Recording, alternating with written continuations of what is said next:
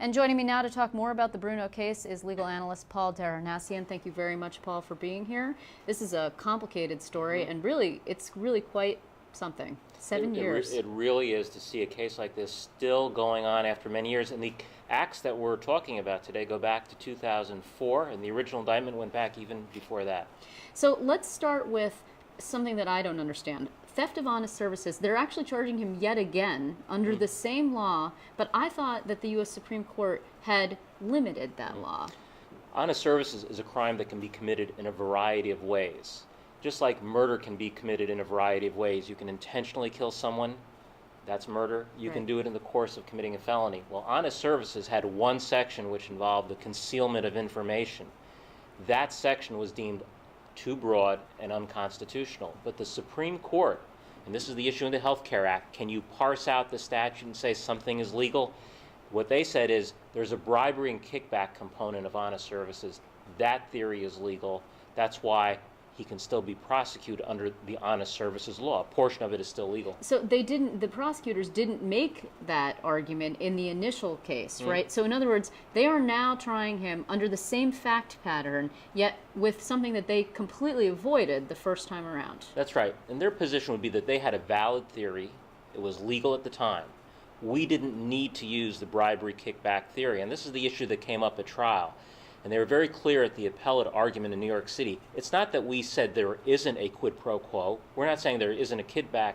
We're saying that's not the theory that we're using in this case. And that's why we should be allowed to try him again using this theory as long as there's sufficient proof and facts that were presented at trial to justify that theory. But when it comes to the question of strength of the case, logic, and I know, and I'm not a lawyer, but logic seems to indicate that you put your strongest case first. So if in fact they didn't make that bribery kickback argument the first time around, what's to say that now it's a good idea and strong enough to charge him again? Well, let me talk about the assumption you're making, and that is that it wasn't the strongest theory. There were 8 different charges. They had different components to them. Some had a bribery kickback component to them. Right. And I think what the prosecutors tried to do is to simplify their case, which was very complicated, and I think that was a problem, having 8 different fact patterns covering so many years, to have one theory that unified them all. And that one theory was the concealment of critical information, the theory that's now unconstitutional.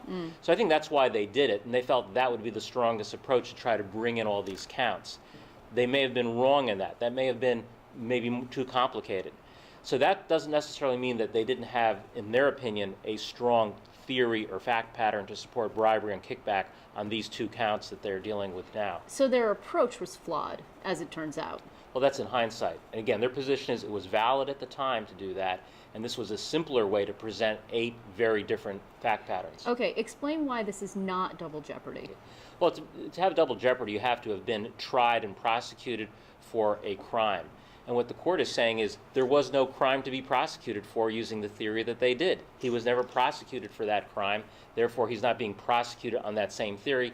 It's a different theory that he's being prosecuted for now. That's why it's not double jeopardy. Well, it makes sense to you and it makes sense to me. But I guess this is sort of ancillary to what's actually going to happen in the courtroom. But in the court of public opinion, people see an 83-year-old guy who says the government's out to get me. And the more you look at it, when you don't understand the legal theory of double jeopardy, you kind of wonder if people, you're making him into a sympathetic character. You know, this happens all the time. It happens every day. The theories that were used by the appellate court to justify the re-indictment of Senator Bruno are the same theories that many individuals get retried on every day, and we just don't hear about it. What you're seeing now is kind of a peephole into how the legal system operates for everybody. Just like when we saw Senator Ted Stevens prosecuted, we got an insight into how there can be problems with the disclosure of exculpatory information.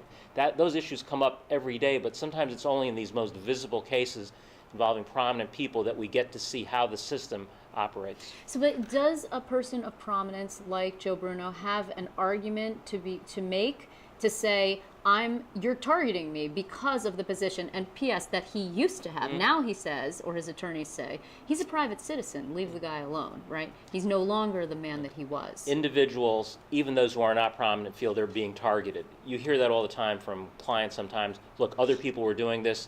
doesn't the prosecution have anything else better to do? Right. But that is not a legal defense at all. It is something to certainly argue and to gain sympathy, and the reality is that prosecutors have a tremendous discretion. And when they decide who they're going to prosecute, shouldn't they be more concerned about someone who may have a greater position in the system, capable of doing more harm? That is their discretion they have. That would be the argument that they make. And yes, it's true also, they may overlook other people doing similar conduct because they feel that in this situation it merits greater scrutiny because of the position. And that's what politicians sometimes, I think, have a tough time believing, is that there's a downside to being prominent. There's a downside to being a prominent individual. John Edwards is being prosecuted in many ways because he was a vice presidential candidate. Yeah. It's a very novel theory. It's very difficult, but he too could say the same thing, and in fact has said the same thing. So, and also, is the idea, and we can't get into the prosecutors' heads, of course, but is the idea in general behind the going after of people who are prominent that you might send a message to other people? For example, we see a lot of corruption cases being made by U.S. Attorney Preet Bharara for the Southern District, and he always talks about the idea being, we're going to go after this until you guys stop doing bad things, right? Is that the thought? I think that's part of the thought. I think the thinking is that political corruption is important. We want to show that people aren't being treated differently because they are elected officials, because they do hold positions of prominence, to show that there is equality. And as I said, we see these types of prosecutions in other individuals whose cases we don't hear about, the same theories being used to charge them again. I think that is the argument that would be made. And remember, there have been many other legislators who have been prosecuted. It's not just Senator Bruno. Sure. We've seen assemblymen convicted and sent to jail. I think the belief that it changes the system, though, is wishful thinking on prosecutors. And if you look at Illinois, for example, how many governors of Illinois have been prosecuted for political corruption over and over again? Does the message get through? Two? Yes, three. it's three. It's three. Three governors, I mean, almost in a row.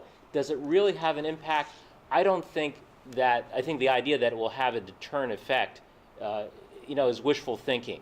I think there's still reasons to bring prosecutions, but we can see that politicians haven't changed their behavior in Illinois or New York State because of prosecutions and convictions. It's also the same cast of characters here, right? It's the same people who spoke to the grand jury. It's a different grand jury. I mean, grand juries are impaneled all the time, but it's the same people who say the same stuff. It's the same story. The trial essentially will be the same information. Do you expect new information to come out in this trial? I don't expect significant new information. What I expect, in fact, is a winnowing of the case, much less proof, much less because we don't have 8 counts anymore.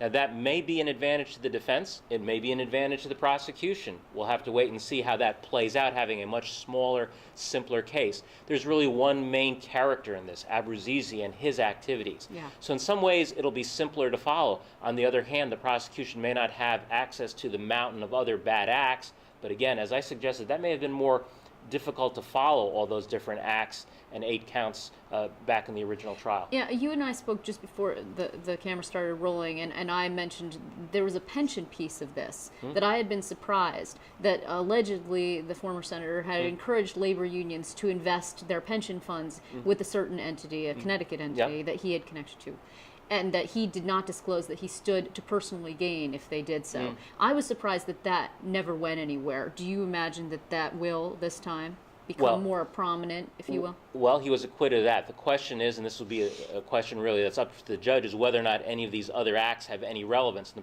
the defense is going to have a strong argument because he was acquitted on it that it shouldn't be. Right. But I think what defendants have a hard time understanding is that when you're acquitted of things, sometimes the evidence still comes in. And as we saw in Senator Bruno's sentencing, the prosecution was able to argue that acts for which he was acquitted could be considered by the court in his sentence. And I think that's a really shocking thing to individuals to hear, whether they're the public or defendants, that you can be acquitted and still be punished for what you're acquitted of. Here's something, and some people, many people I should say, when they talk about this, suggest, oh, he won't do any time, he's too old, it's going to drag out, he'll appeal.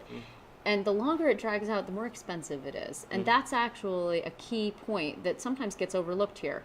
This bill is probably very high for his legal defense at this point. He wants the state to cover it. Oh yeah, I think that's something we shouldn't overlook. Is one of the reasons a lot of these cases you'd expect could be resolved. Remember, the sentence here was 2 years. There's room for perhaps a plea to a misdemeanor, a plea to a felony, no jail time. But what happens is any plea would negate any ability and right to collect his defense fees from the state. The Attorney General has indicated already that as long as this prosecution is pending, he was not going to pay Senator Bruno's legal bills because he had been convicted before, and the appeals decision says there's a valid line of evidence here where he could be convicted again. So that's why you won't see a plea in this case. The legal fees that the senator is seeking to get paid by the taxpayers is in the millions of dollars. So you can see that this prosecution has another component, a non-criminal component, that's worth millions of dollars. Well, Paul, I want to thank you very much for being here to make sense of this all for us, because it really is fascinating. And of course, in the Capital District, we've been following it for many years. I'm sure we'll be talking to you again.